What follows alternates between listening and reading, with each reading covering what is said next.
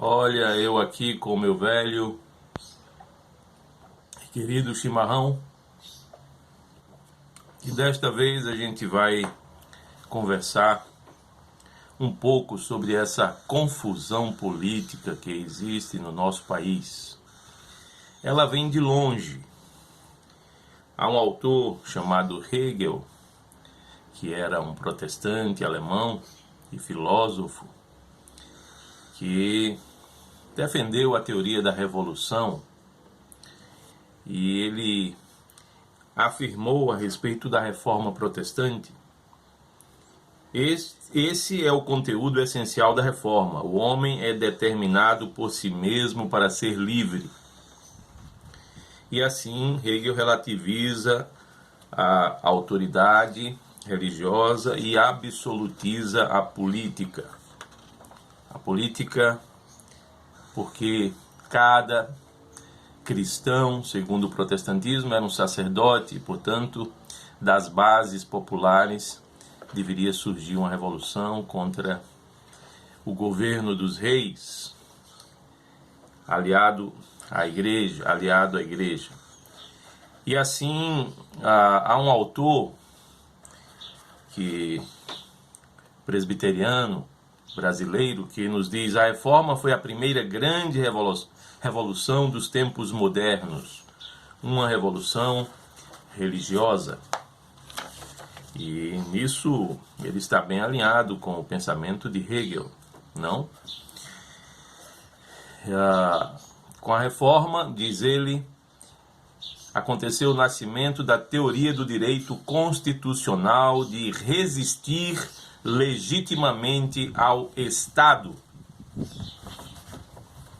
Creio que agora vocês começam a perceber de onde vem, não é? Esse radicalismo que acredita na revolução como uma forma de resistência ao Estado, e inclusive de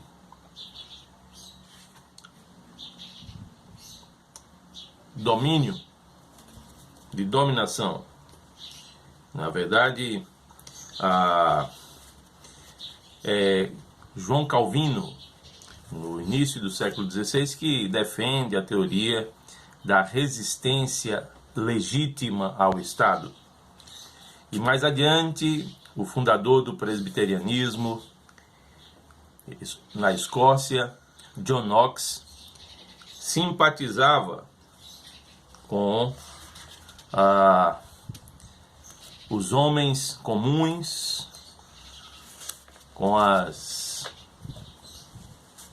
pessoas do povo, e acreditava que todas as autoridades seculares derivam do desejo da comunidade. Na verdade, essa é a perspectiva de um correligionário de John Knox na maçonaria escocesa, John Major. John Major ampliou o pensamento de Knox e defendeu essa noção de que todas as autoridades seculares, políticas, derivam do desejo da comunidade. E assim Knox anunciava que a principal obrigação dos magistrados populares era livrar-se dos tiranos que se opusessem à verdadeira religião. Era dever dos magistrados depor os soberanos idolátricos e matar todos os idólatras. É exatamente nesse contexto que nós encontramos ali na Escócia a revolução feita pelo presbiterianismo, que depõe a coroa, e isso num clima bastante aguerrido.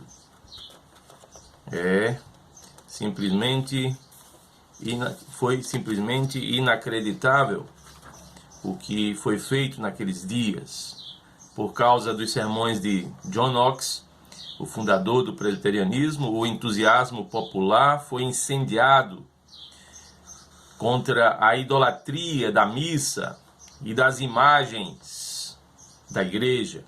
Houve demonstrações de destruição de imagens e destruição até de mosteiros. Pois bem, a revolução religiosa foi muito forte. E é assim que Calvino, de algum modo, foi decisivo para o desenvolvimento e a influência do calvinismo radical, escocês, francês, inglês e por aí vai.